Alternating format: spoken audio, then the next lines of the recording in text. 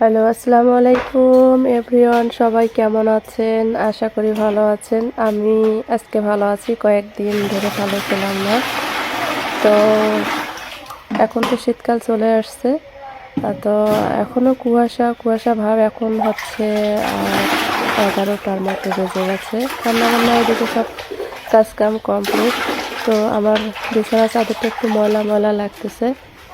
তো এখন শীতকাল হচ্ছে, যদিও কাজকাম মানে পরিষ্কার পরিচ্ছন্নতাভাবে থাকে, তারপরে কেন জানি একটু ধুলাবালি এখন এই সময়টা তো ভালো লাগে না। তো ভাবলাম যে চাদরটা একটু কাচি, একটু ময়লা ময়লা ভাব।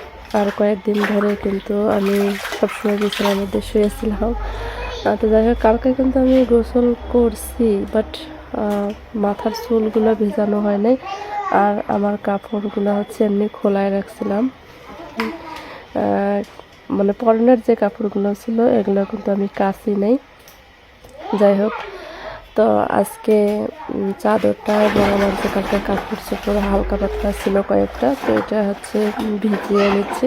এগুলো হচ্ছে কেচে দেওয়ার পরে আমি গোসল করবো। আরও কিছু কাজ আছে, এগুলো কাজ সেরে তারপরে হচ্ছে আমি গোসল করব।